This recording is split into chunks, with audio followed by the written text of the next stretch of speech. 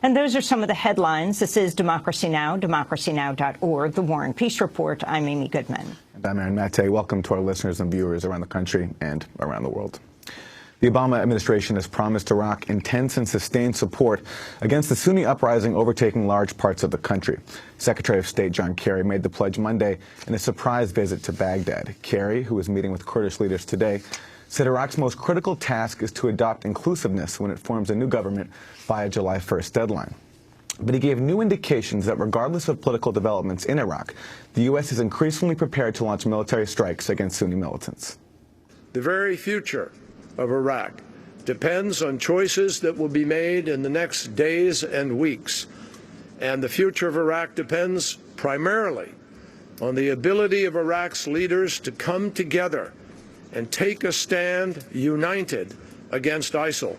Not next week, not next month, but now. Make no mistake, the president has moved the assets into place and has been gaining each day the assurances he needs with respect to potential targeting, and he has reserved the right to himself, as he should, to make a decision at any point in time if he deems it necessary strategically.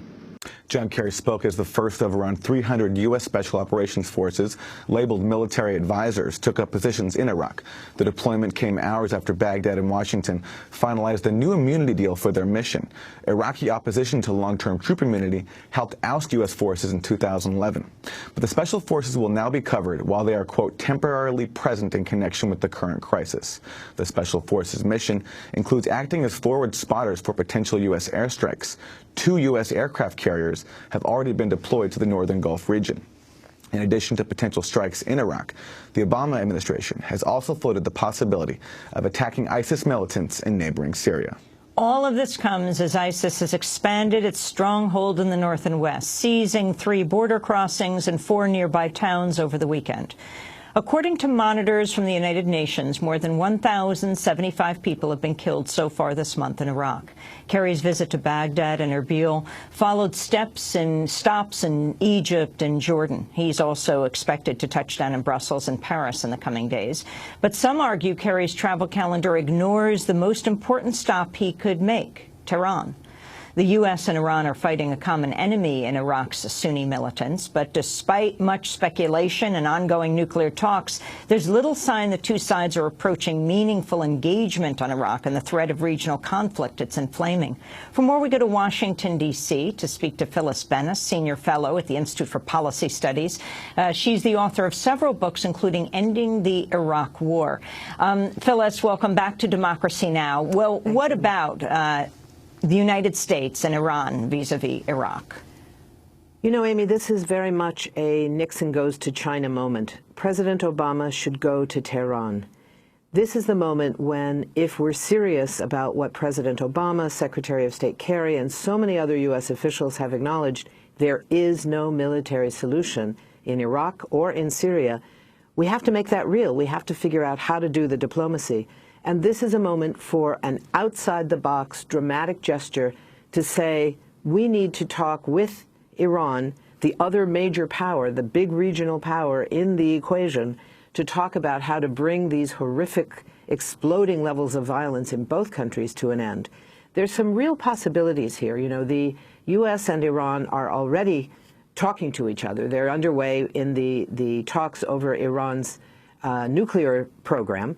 Those talks seem to be going well, although slowly, as anticipated. It's likely they will not meet the July 20th deadline and will be extended another 6 months, as was anticipated in crafting the interim agreement that's operative now. And as those talks go forward, we should see this, and I would hope the Obama administration would consider seeing this as a moment to really expand those talks towards what's known in the diplomatic parlance as a, quote, grand bargain. What that means is going beyond the narrow constraints of talking about the nuclear question to a broader question of tamping down the tension and actually going towards normalization of relations between the United States and Iran.